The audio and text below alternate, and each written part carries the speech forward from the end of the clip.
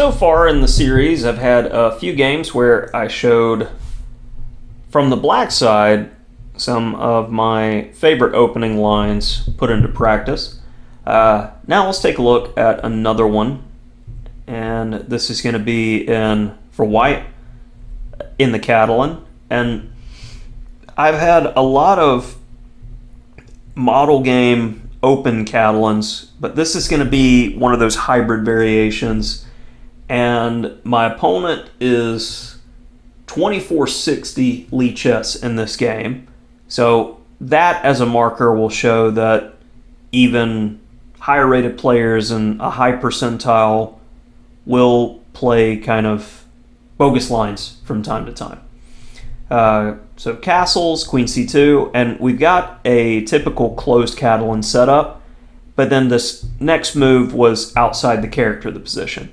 Normally you'll see b6 or knight bd7, and setups with knight bd2 and e4 are pretty normal. But d takes c4 was played.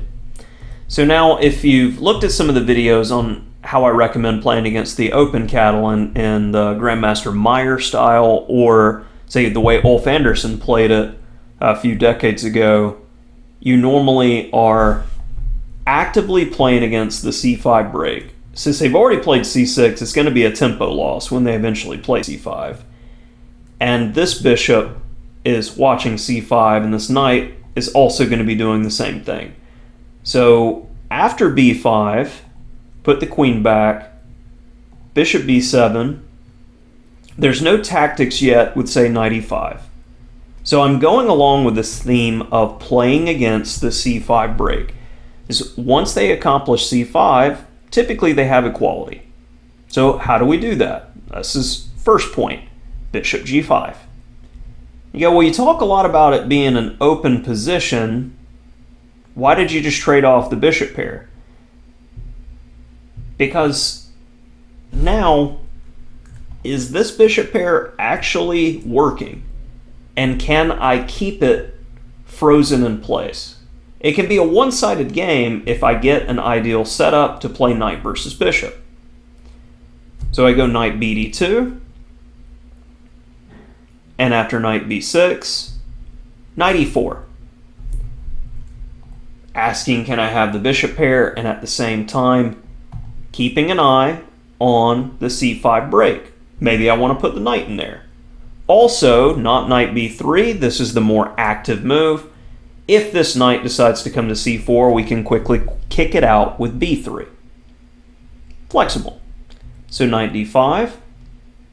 Let's go ahead and get the bishop pair, because now I'm guaranteed a position where it's going to be good bishop versus bad bishop. This bishop is not fun. So what's the most active move? Knight e5. Multi-purpose. I'm hitting the c-pawn, but the main threat is knight d7 with the fork. So queen e7. Now I'm back to how can I keep my opponent's position bad, and what's their typical plan. So I go knight d3, and on knight b4, I want to keep the knight. I don't want to trade. Queen c5. Simple chess. Now rook a b8. I'm not interested in that bishop. I've now got a position where black doesn't have counterplay. So we're going to maximize our position. Full potential. So I want to play a3, but maybe knight c2. My rook has to move to, say, d1 to protect the pawn. So I'm going to go e3 first. This is making my pawn structure stronger, and in turn agreeing with my bishop and making their bishop even weaker. Knight a6. Okay, if you're going to force me to trade, trade on my terms. Now a move like knight d7, completely fine here, but this is the type of game where I'm just enjoying myself too much, and I know that I am going to win the c6 pawn by force with just typical optimization. So rook fc1, grab, grab, rook fc8, and I didn't really see a way for them to defend the pawn. So now let's finally cash in. So how can we get the most out of our position in playing this rook and pawn endgame? Well, loose pawns drop off. After rook c8, let's go ahead and get our king closer to the actions. It's an endgame. Single move threats, single move solutions, b3.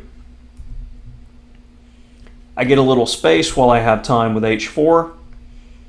I would play g4 next if allowed, so h5 is a reasonable move. King f3 just to make sure that I'm going to body block this king if it ever decides to step up, even though I'm keeping an eye on the base pawns. And this is a great way to keep kings honest in rook and pawn endgames, tethered to the base pawn. So that's another rationale playing king f3, is being able to play e4 to slide over and potentially get a passed pawn at some point. After king f6, I could continue with that plan with e4, but I'm not rushing anything. a3. Okay, you're bothering my pawn. b4. Fix the pawn structure. Now rook a5. And before just taking on b5, there's no reason to rush. When you have your opponent in a bind and there's no real threats, look to see if you can't just improve without risk. Okay, rook b2, you're hitting my pawn. All right, well that took pressure off the a pawn, and I don't want to trade the b pawn for the f pawn. f3. Okay, king f4, maybe we can start running the e pawn forward again. Rook a6, and this is an idea to be able to play d5. Well, after f6, that's a healthy enough pawn. I come back, another one, e4, and my opponent had enough, as I've been limiting counterplay the entire game, and it looks pretty clear how we're going to win this ending in the long term. I've got two passed pawns and no reason to rush with pushing them. One of them will eventually become a queen. So that'll do it for this Catalan game. Hopefully you enjoyed it, and if you got any ideas from it, press the like button. Thanks for your support.